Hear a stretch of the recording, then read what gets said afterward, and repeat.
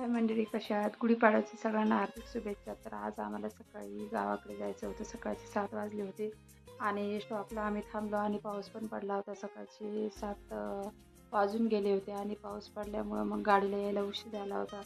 तर गाडी आली आणि आम्ही निघून गेलो. तर शेतामध्ये तुम्ही बघू शकता असं सुंदर असं वातावरण आहे आणि सकाळचं वातावरण आहे आणि खेळायला मुलांना पण अशी मोकळी जागा आहे. तर जाताना मग शेजारच्या ताईने शेजारच्या ताईने आवाज दिला होता. मग तिथे चहा वगैरे घेतला. चहा घेतल्यानंतर आम्ही आमच्या शेताकडे निघालो.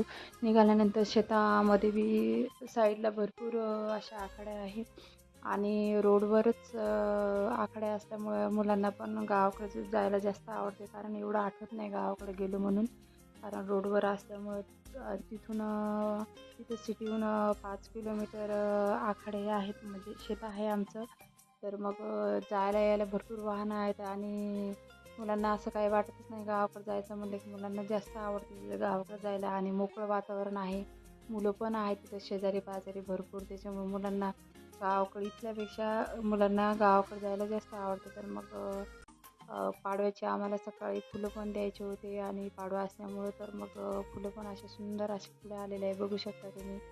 आणि सकाळी मग फुलं वगैरे तोडल्या आम्ही. फुलं तोडल्यानंतर मग गुढी मांडायला पण उशीर झाला होता थोडा, 8 वाजले. तर मग गुढी वगैरे मांडून घेतली आणि गुढी मांडल्यानंतर मग इथे शेजारी पण तुम्ही बघू शकता असं मस्त वातावरण आहे सकाळचं आणि मुलं क्रिकेट खेळत आहेत.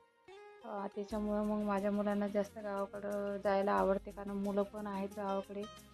शेतामध्ये राहतात मुलं पण आहेत आणि मुलं असल्यामुळे इथं कसं घरातल्या घरात मुलं पण बोर होतात. तर गावाकडे कसं त्यांना जास्त आवडते जायला. आणि मग दुपारी 1 वाजले तर मग 1 वाजल्यानंतर मग दुपारी मुलांना बघू शकता कशी आंघोळ केली दुपारी, मस्त मोटर लावली आणि कसा आनंद घेतो आंघोळीचा. त्याला मोटर खाली मस्त मजा वाटून राहिल्या आंघोळ करायला. आणि हे आहे आमच्या शेतातलं जांभळाचं झाड. लावणीची जांभूळ आहे आणि झाड पण बरंच मोठं आहे, बघू शकता तुम्ही. असा फुलोरा आलेला आहे त्याला.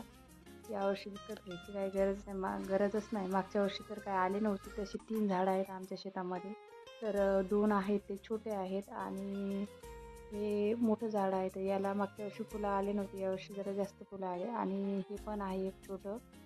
तर व्हिडिओ आवडला असेल तर लाईक करा आणि सबस्क्राईब करा. बघू शकता तुम्ही शेतातलं वातावरण.